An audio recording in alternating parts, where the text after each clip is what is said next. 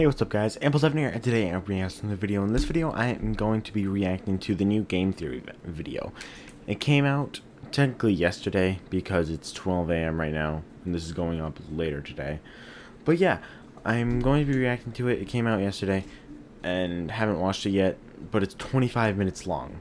So, yeah, it's going to be a quite long video, so I don't want to waste any more time. Let's just get into it. So this video is going to be about Scott and all the controversies and stuff about Scott retiring, I guess. And just based on his face there, you can tell it's pretty upsetting to him and to a lot of people, myself included. So yeah, let's just start. This is going to be a fun one. Today we're going to talk about FNAF, like we have so many other times before on the channel. Speaking of, how many times have we talked about FNAF on this channel? Let's see.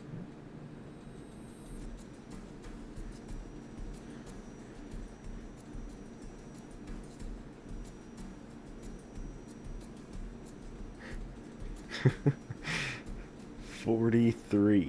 For some reason I thought it was more. Wait. Oh, that's what it is. You thought it was more. Oh yeah. Theory videos and all the partner shows, we've technically done 49 episodes. Oh my god. And, wow. Let me just say, this is not the big 50th episode that I really anticipated. For those of you who don't know, FNAF has been in the news a lot lately, and not for any good reasons, like the release of a new game, or them finally deciding to make the obvious call and cast me as phone guy in the upcoming movie. Hello? That was his second FNAF video. Phone guy, Pat, Scott Coffin. You know, the reason it's been trending on Twitter and blowing up all over the blogosphere have centered around the creator Scott Coffin and his recent decision to retire from the series. You heard that right, friends. Scott, my longtime nemesis, is stepping down. Only one will remain standing. And that one is me. He's actually retiring with plenty of money, so who's the real winner here? It's not me. As he himself said in his final post, and I quote, "I've had a blessed, fulfilling," it took me a minute to find it, I'm sorry. "I've had a blessed, fulfilling, and rich career. I've tried to make some good games, let the debate ensue, and I've witnessed the creation of possibly the most creative and talented fan base on the planet. But here, on the 7th anniversary of the first game's trailer..." Seriously, he did that on the 7th anniversary of the first game. Or the first game's trailer. That's kind of upsetting. And the fact that he's making this is his 50th FNAF video ever, so I realize I miss a lot of on Game things Theory that I at least. focused on before FNAF became such a success. I miss making games for my kids, I miss doing it just for fun, and I miss making RPGs even though I stink at it. All this is to say that I'm retiring. End quote. He then goes on to thank everyone for their kindness, say that he's excited to spend time with his family, and assure everyone that FNAF is going to continue under the guidance of someone of his choosing. Some people have been wanting MatPat to be that person. I doubt it though. Scott, consider this channel my application for the role. Nice.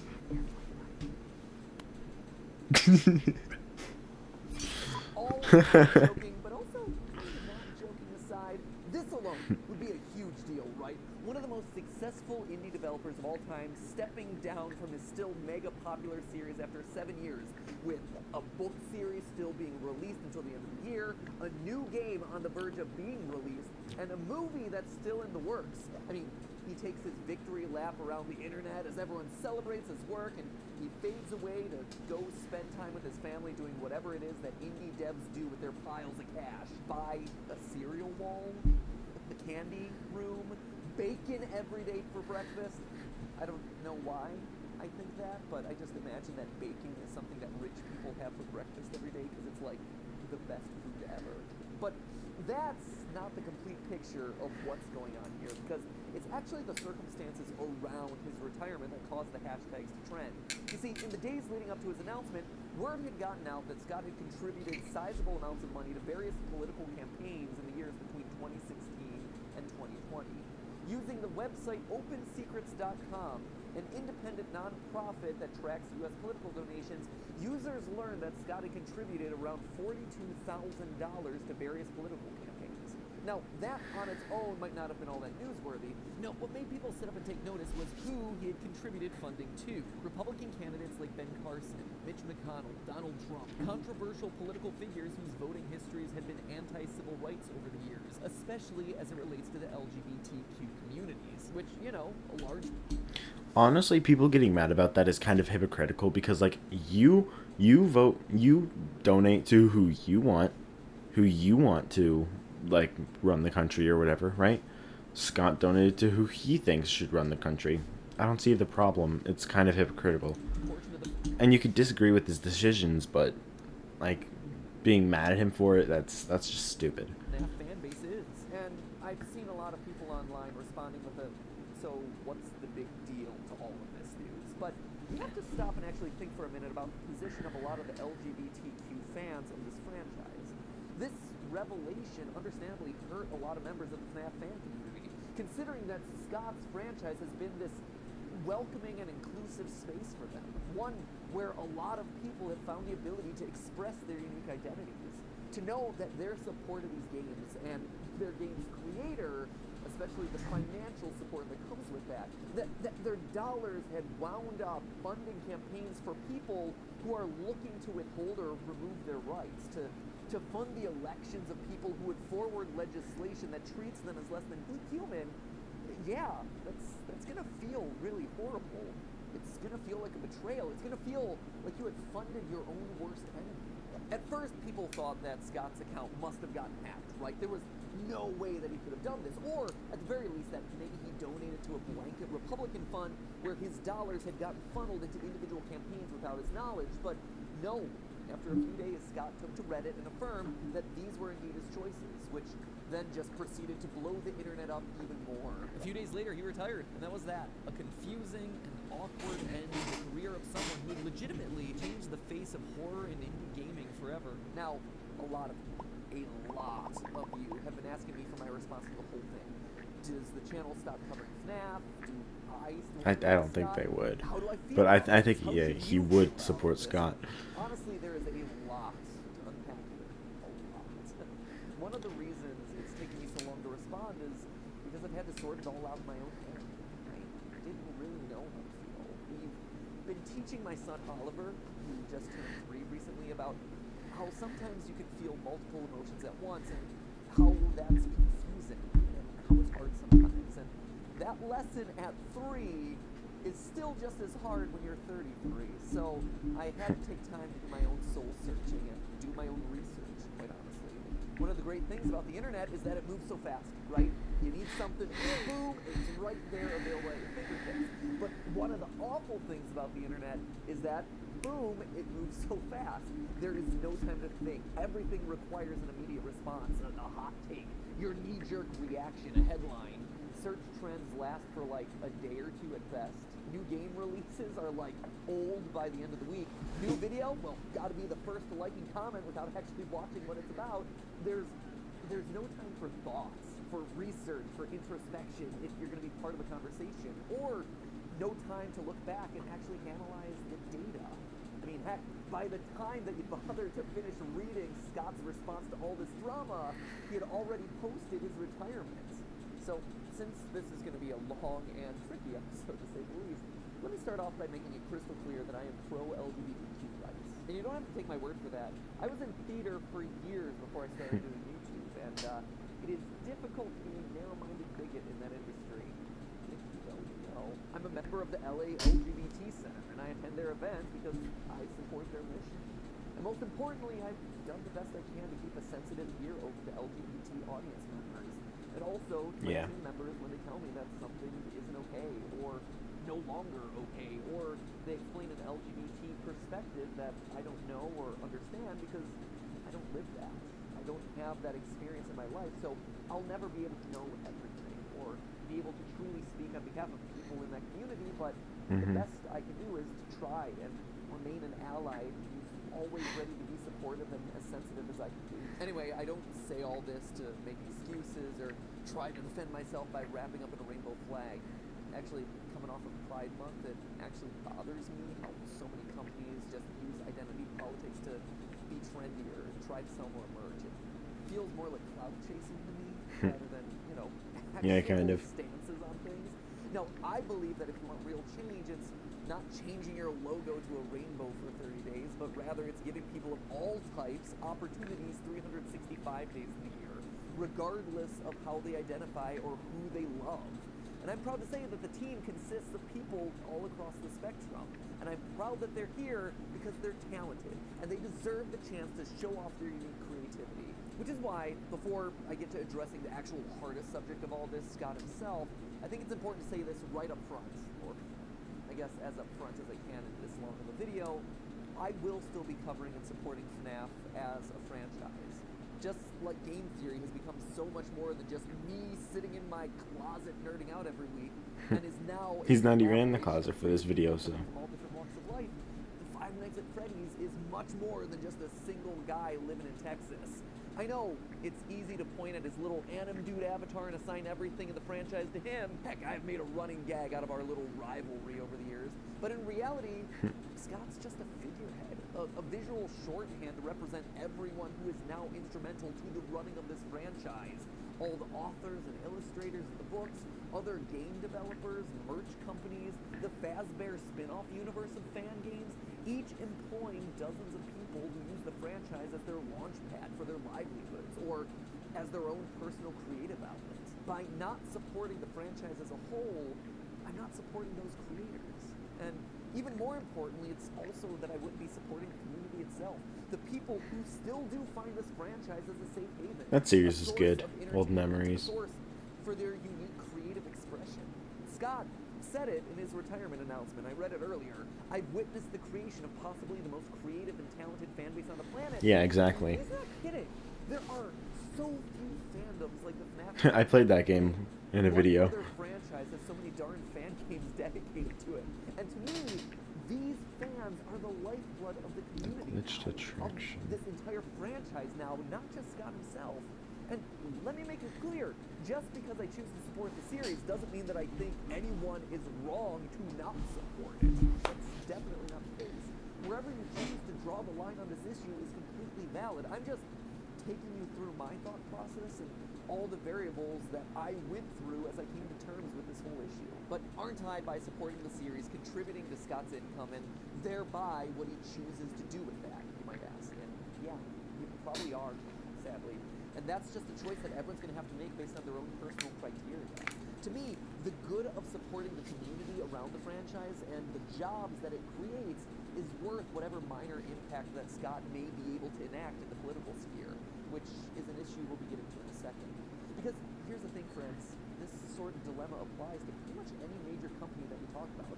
There are good people and bad people pretty much everywhere. And not even for that sure. extreme, there are just people that you agree with and people that you disagree with everywhere. For one example that I think we could all relate to, just look at Walt Disney.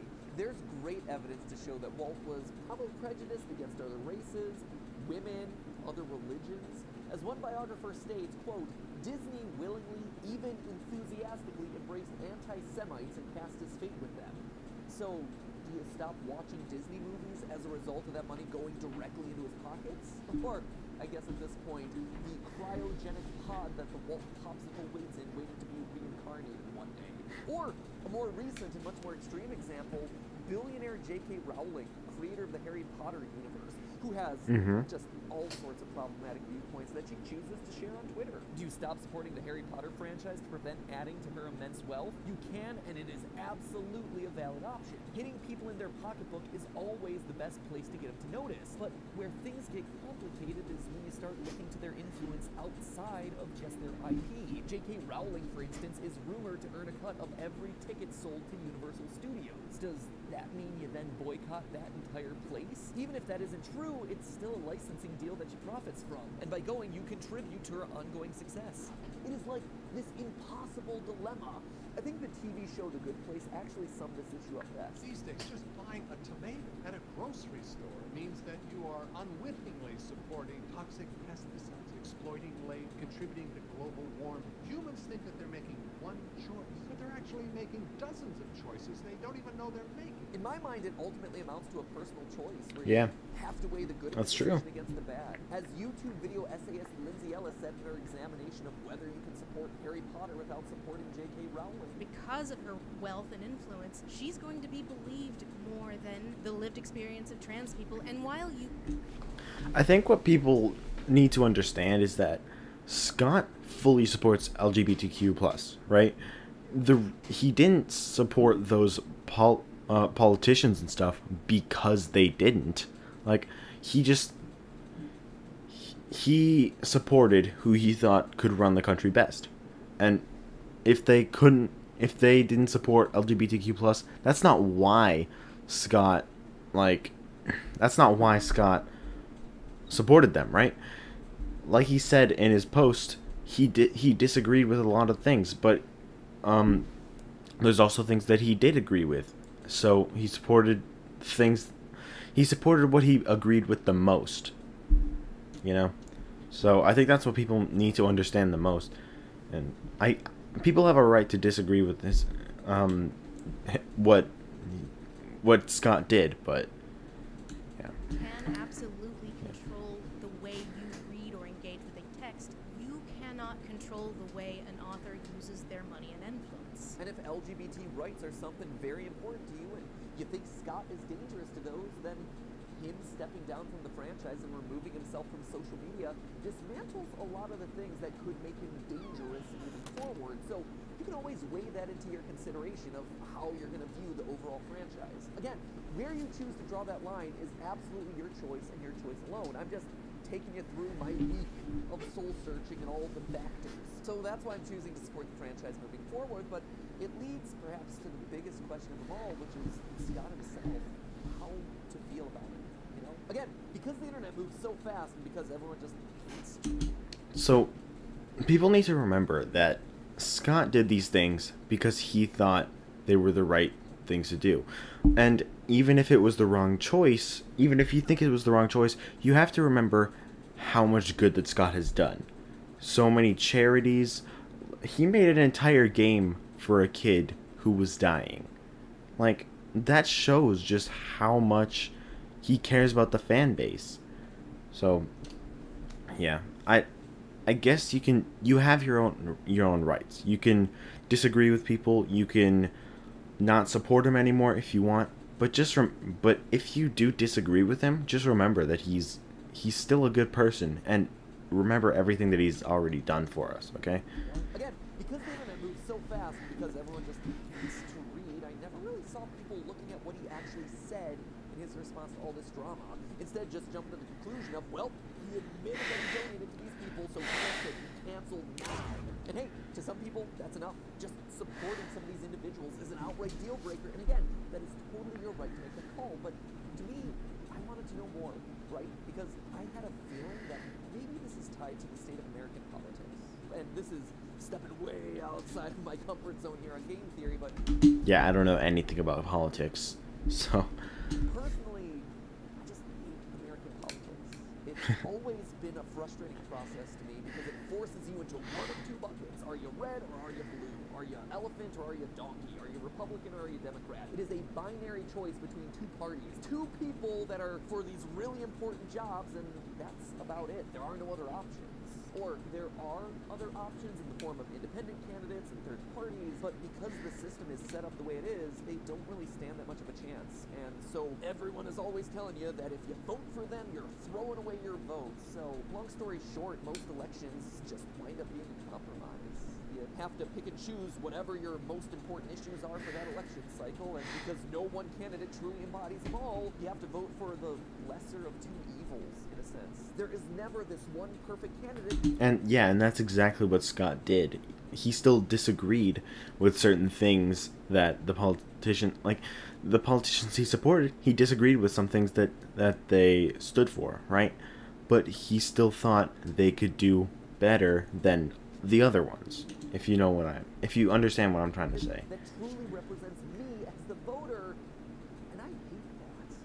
And I wouldn't be surprised if maybe Scott felt like he was in a similar position. So I wanted to look closer at his response, and Admittedly, it's a long one, but I think it's important to not overly edit Scott's words in this case, but don't worry, we'll break it down as we go through it. I've debated greatly how best to address this, including not addressing it at all. But with so many people from the LGBT community in the fan base that I love, that's not an option. I'd like to think that the last 7 years would have given me the benefit of the doubt in regards to how I try to treat people. But there I was, trending on Twitter for being a homophobe, getting doxxed, with people threatening to come to my house. All of this because I exercised my right and my duty as an American citizen to vote for and support the candidates who I felt could best run the country. For everyone. And that's something that I won't apologize for. Okay, let's break there for a minute. First, as someone who has received very vivid death threats and have had to go into hiding out of fear of my family's life, just because I do a dumb show online where I call Sonic slow, personal attacks and threats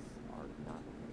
Never, period, end of story. Agree or disagree with him for who he chooses to support, fine. Pull your support of him, of his franchise, of his games, absolutely. But harassing and threatening someone's life and his family simply because they supported someone you disagree with makes you no better. As he says, he has 6 kids, and well, I think he has 5, but his wife is pregnant with the 6th kid. And like, imagine being Scott in that situation and people threatening to come to your house, and you're just with your family. You don't know how to protect them, but it's all because people are doing that because you voted for somebody. It's just stupid. And like I keep saying, if you want to disagree with him, that's completely fine. But like sending him death threats and trying to like doxing him, that's horrible. That's a horrible thing to do. Benefit of the doubt, like he asks for in this response. Honestly, he has that from me. It's easy to overlook, but Scott over the years has donated over $1.2 million of his own money to charities. Scott called it himself! Including $50,000 to the Trevor Project, an organization that is focused on helping LGBT. Exactly. Does that necessarily negate the $42,000 that he made in political donations? Again, that is a personal choice for you to make a call on, but I think it at least merits hearing the guy out. Anyway, the quote continues. For those of you who took the time to look, you saw that the candidates I supported included men, women, white people, black people, Republicans, and Democrats. I supported Kimberly Classic in Baltimore because I believed that she really cared for the African-American community there and wanted to pull them out of poverty. I believe she could have really made a difference in a time when so many black communities were struggling. She lost, unfortunately. I supported Tulsi Gabbard, a Democrat, even though I disagreed with her on several issues, because I felt she would have been a good and fair president. And yes, I supported President Trump because I felt he was the best man to fuel a strong economy and stand up to America's enemies abroad, of which there are many. Even if there were candidates who had better things to say to the LGBT community directly and bigger promises to make, I believe that their stances on other issues would have ended up doing much greater harm to those communities than good. Exactly. All of this explanation, I fear, is wasted, as people don't want to discuss with one another anymore. They want endless apologies and submission. People who are expecting those from me will get neither. End quote. Okay, so now this gets to the heart of the problem that people had with Scott, who he chose to support through his donation dollars. And the list is quite long. If you look at OpenSecrets.com, 16 candidates specifically singled out for donation dollars, with one Democrat, Tulsi Gabbard from Hawaii, like he called out in the statement, who, in his response, he not only chooses to support, but actually calls out as his first choice of candidate for president. I think this actually merits looking into. It's a bit weird. I'm about to roll into kind of like a mini game theory on political donations, which I don't really love, but hey, if we're doing it, let's do it right, so here we go. So, looking at the timeline of his 2019 and 2020 donations, Tulsi is in fact the first to receive any money from Scott, followed by his donation to Trump 2 months later. Now, this timing also happens to coincide with Tulsi starting to lag in the polls. What this tells me implicitly is that when his first choice, Tulsi, was no longer a viable presidential candidate, he instead pivoted and donated to the candidate that he most believed in, who also had the best shot of winning, Donald Trump. But what was the policy that Scott appears to have cared about the most? Well, if you look into all of the candidates that he chooses to support, there's one and only one commonality across all of them: tough foreign policy. Keeping the military strong, keeping trade strong, and standing against foreign powers like North Korea. This also coincides with his statements about defending against enemies abroad, recovering the economy, and how other issues would do more harm to the country than good. Apparently to Scott, nothing worse can happen to your civil rights than getting dumped on by an overseas nude. Now, I've seen people say that everyone on Scott's donation list also had a history of opposing same-sex and transgender rights. I chose to look into this, and across the board, that's largely true, except for Tulsi, who, well, she was inconsistent about it at best. It's true, she had a history of being anti-LGBT, but since joining Congress in 2013, she supported efforts to promote LGBT equality, including co-sponsoring pro-LGBT legislation like the Equality Act, which, if you don't know, is a bill to amend the 1964 Civil Rights Act. Honestly, I don't know much about any of this. To promote and protect Because I don't know politics at all. LGBT individuals. And then, again, at the top of 2019, Also, I'm not American, I'm Canadian, so. she went on Twitter to defend trans Americans in the military, so big ups to her on all of that. However, things get more complicated because in 2020, her reputation was again put into question when she introduced a bill that many saw as anti-transgender, something that was leveled hard against Scott's choice to support her. But it's worth noting that this was after Scott chose to donate to her campaign. Exactly, The yes. of all of that voting nonsense is this. When Scott chose to support her campaign, publicly facing, she was pro-trans rights. That's it. That's the best I can put it. Outside of that, the only commonality that I could see across pretty much every candidate that Scott chose to support was keeping the military strong. Now, to be sure, not everyone places the same emphasis on that issue or considers America at high risk. People on the other side of this issue may believe that the bigger threat is personal rights of people who are already in the country. Again, I am not here to decide that issue or pass judgment on anyone's priorities. God forbid, I do not want to do that. But it is my theory, my political theory, that Scott, like so many other Americans, may have found himself caught in a situation where no one candidate truly reflected the complete slate of policies that he supported.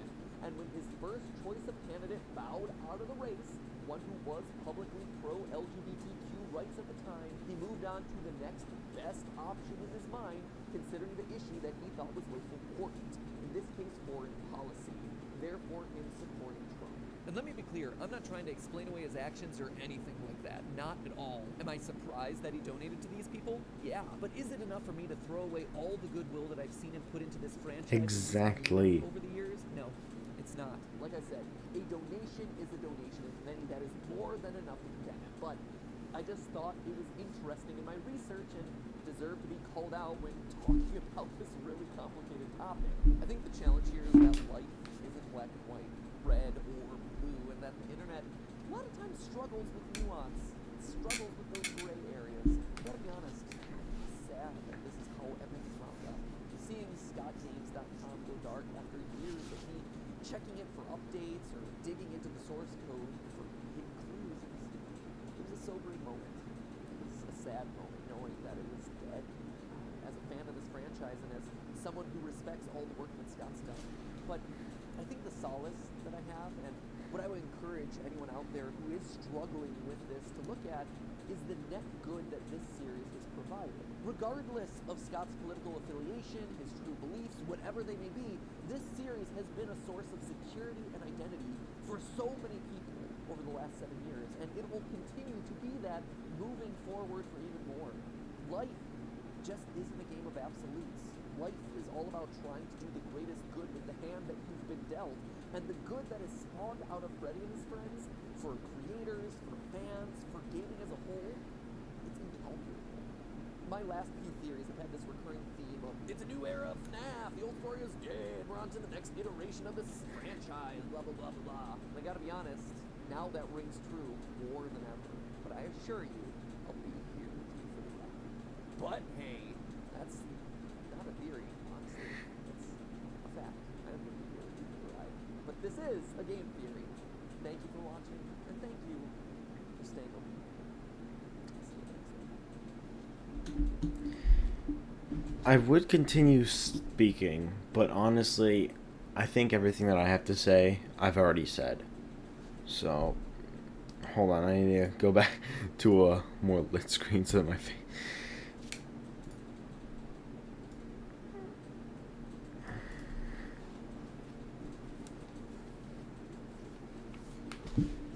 So yeah, I think I already said everything that I needed to say. So yeah, I think I'm just gonna end the video there. And yeah, see y'all in the next video. ImpulseEvan out. Peace.